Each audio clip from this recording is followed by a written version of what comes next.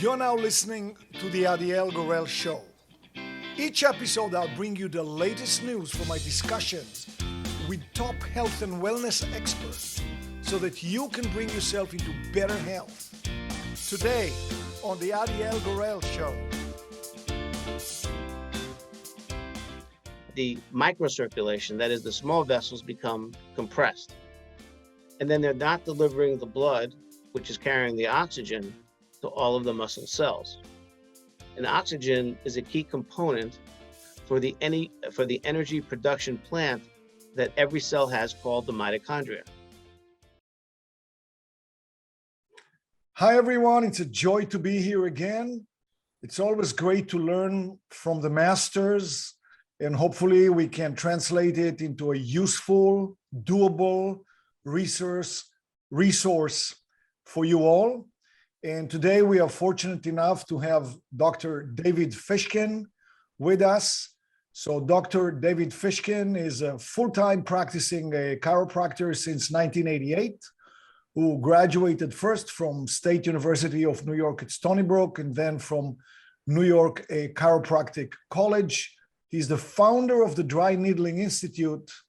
He has been practicing and developing the Fishkin dry needling approach since 1998. He's the first chiropractor in the US to establish a distinct therapy approach utilizing monofilament needles for the treatment of soft tissue and nervous system dysfunction. His passion for teaching, his approach to others, was born out of a challenge to his right to perform this valuable therapy. With the challenge won, he first expanded the scope of chiropractors in the state of Maryland and proceeded to write a training manual for his approach to dry needling therapy.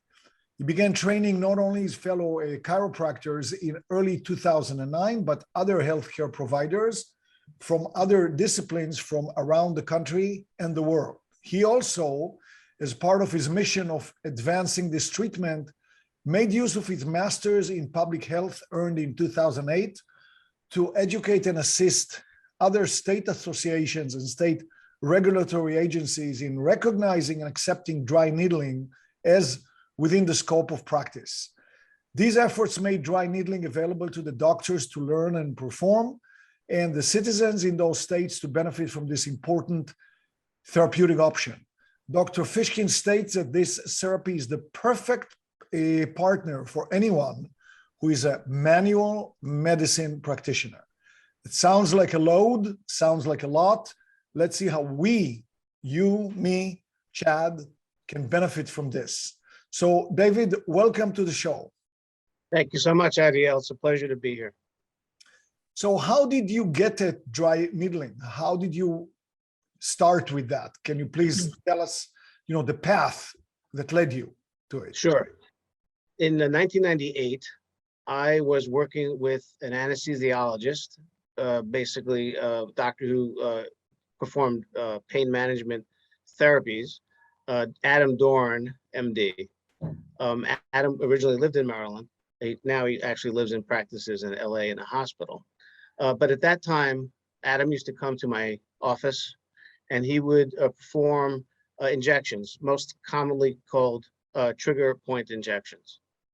And one day, Adam said, or he theorized, that the patients were responding too quickly for the drug to be doing anything.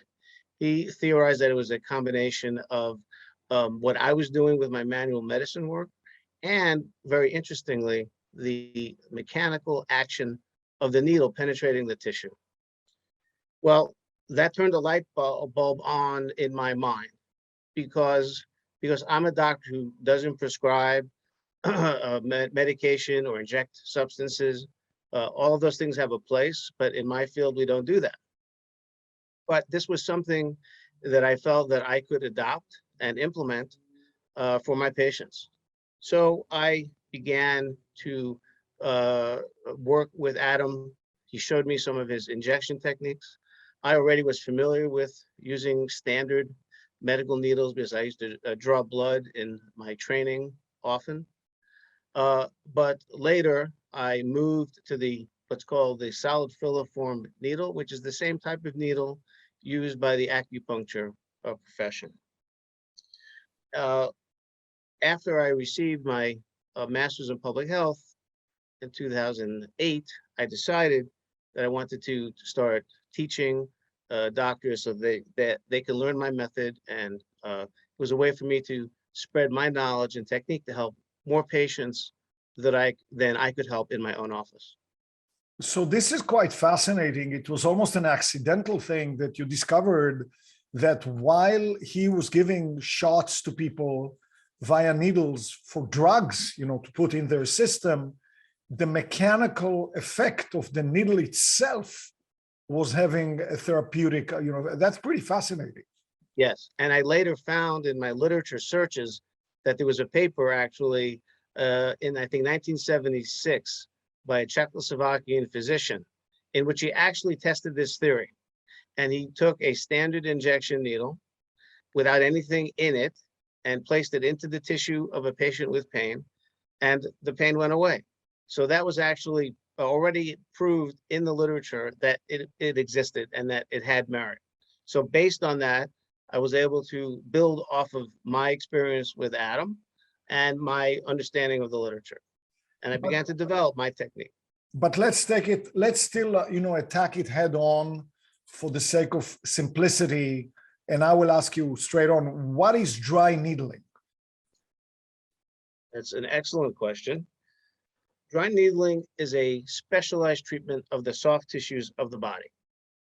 By soft tissues, I mean muscle, nerve, tendon. Tendon is, not everyone knows what a tendon is, but a tendon attaches muscle to bone. We can also treat ligaments, and ligaments attach bone to bone.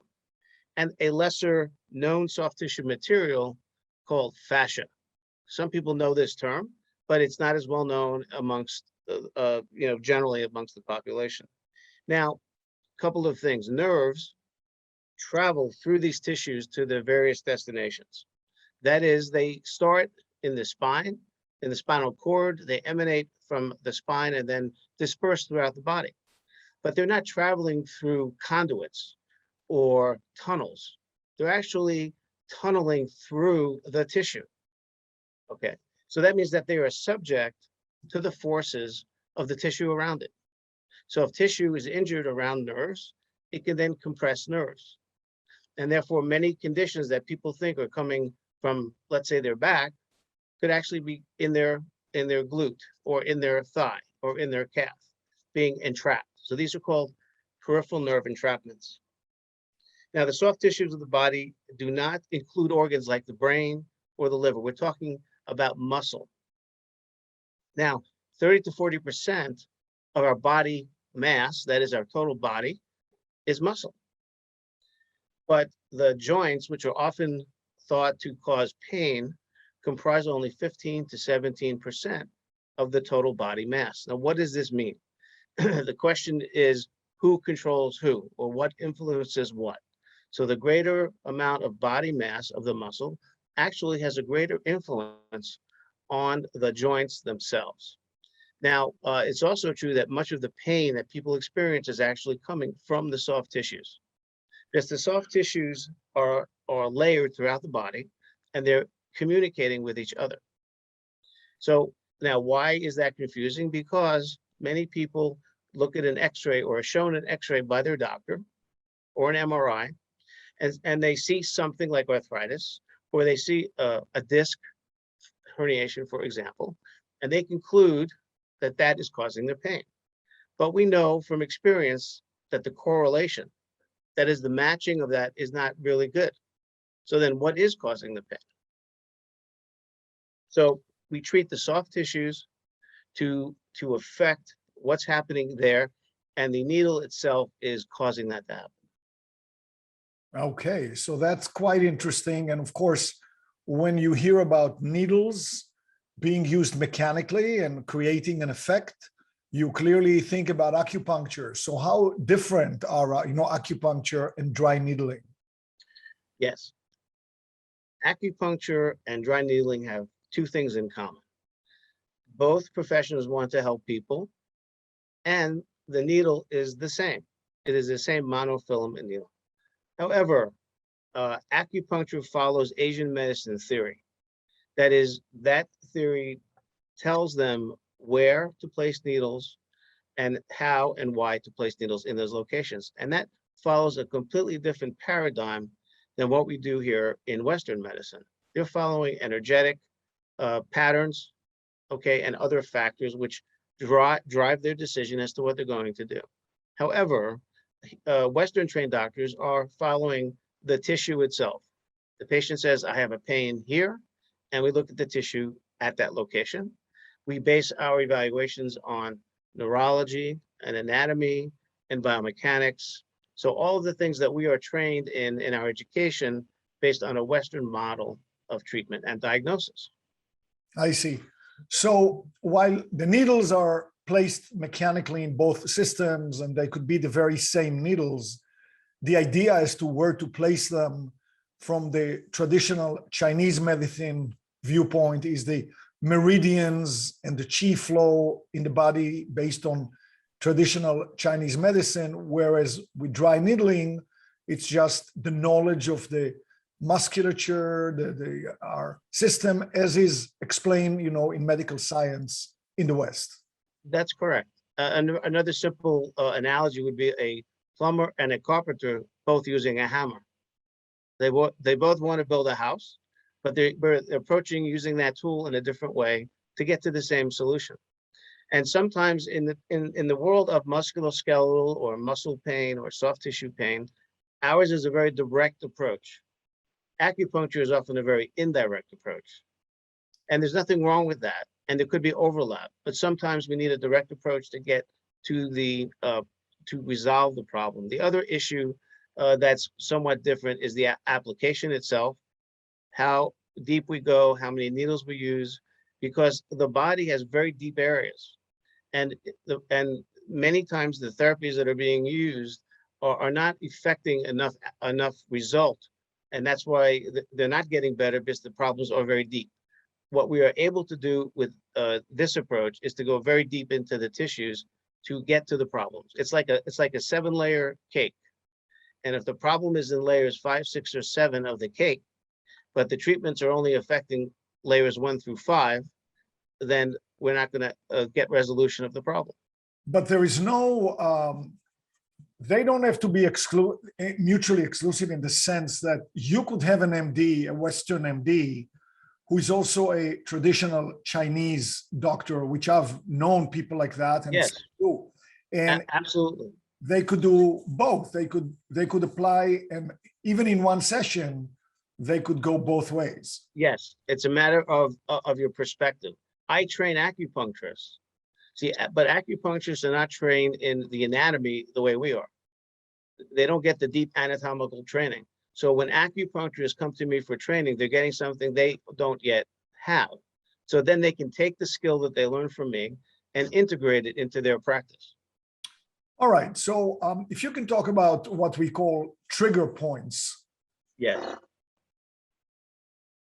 Trigger points, the term refers to a narrow definition of a certain type of tissue change, which really has a definition in the literature. And just to quote the definition is, quote, a palpable nodule in a taut band. So it has a very defined way of looking at it. However, this term is often misused to describe tissue that is painful, but is not a trigger point. So a trigger point will typically be painful, but there's many cases and many times that the tissue is painful, does not satisfy the definition of a trigger point. And the way we look at tissue is sort of as an arc or as an umbrella. That is, the tissue undergoes different types of change over time, and the trigger point may represent a certain point in time and a certain amount of change, which is quite severe. However, before you get to the trigger point formation, the tissue could be still very painful. So it's just it's sort of like using Kleenex. People say trigger point all the time, but it's not, at least from the health professional point of view, specific enough. So do trigger points reside in fixed locations, or do they vary based on the patient the condition and the time? So trigger points can occur anywhere. Now, there are more typical places for trigger points to occur because of the structure of the anatomy. So where certain vessels or nerves are showing up in the body, right, they can develop trigger points in those areas. So these are common areas that we may go to first, but however, they can occur anywhere. So they're not defined. For example, one of the comparisons that are often made with acupuncture points are always there. That is, they have fixed locations, at least if you ask acupuncturists, that the meridian points have fixed locations. But trigger points are not normal. They're not supposed to be there at all. So when they occur, it's an abnormal event. Okay, I understand. So, I mean, if you can talk, I know you explained well so far about the method, but what are the physiological and neurological mechanisms behind dry needling? So there are different pathways that people come to develop problems. They can be an acute trauma, like a car accident. It could be a trauma on a ball field, for example.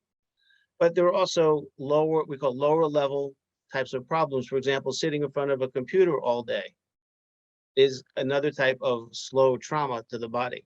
It affects the posture. It affects the musculoskeletal system. So there are many ways to get to a sequelae or there are some events that are known that occur which lead to the problems that needling deals with. So what happens is this. Most of the time when there are these problems occurring, whether acute or whether they're chronic, whether they're acute trauma or very slow trauma, the tissue undergoes a change. It undergoes chemical changes and physical changes. The most common physical change is that the tissue gets shorter and it gets tighter. The next thing that happens in this pathway is that the microcirculation, that is the small vessels, become compressed. And then they're not delivering the blood, which is carrying the oxygen, to all of the muscle cells.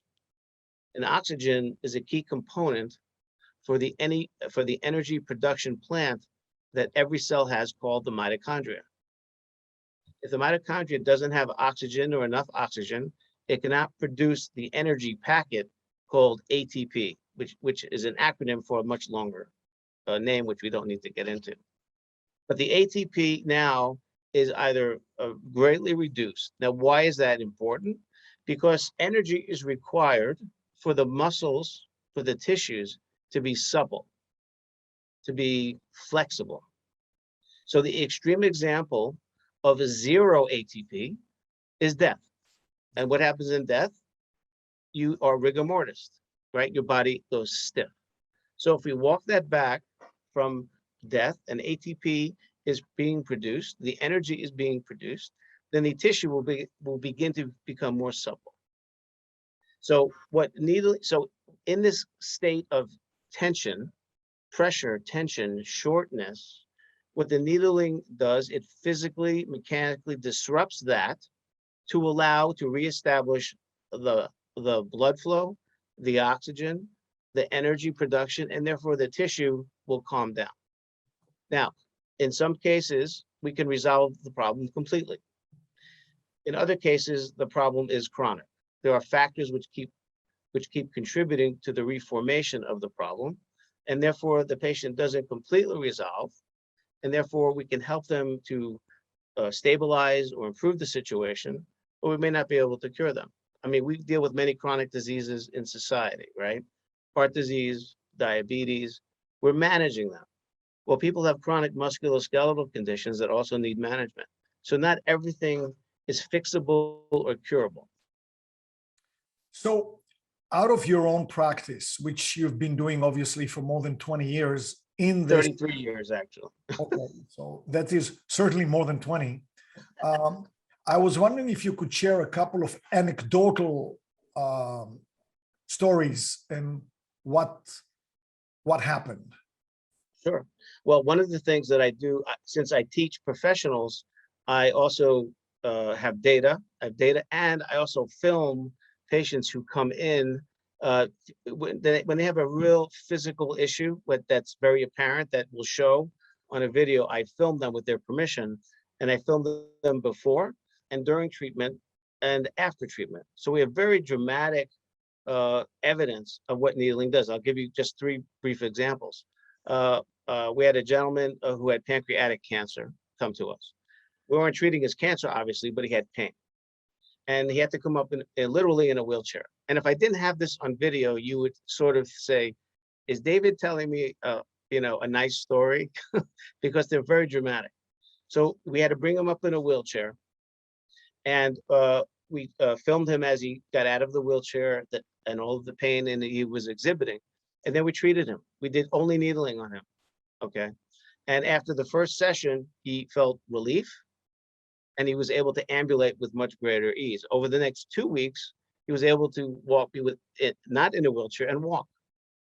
So this man who was suffering with cancer had a better quality of life for the time that he lived. And he lived about another year. Another dramatic case would be a Bell's palsy. Bell's palsy is a nerve that in your face that causes your face to droop. It's very distressing to people because their eyes are open very wide, or their faces are drooping, or they can't smile. So it's very distressing. So we had a young woman who had come to see us, who had for several months prior to coming to us. Within about 10 days, it was resolved. Okay.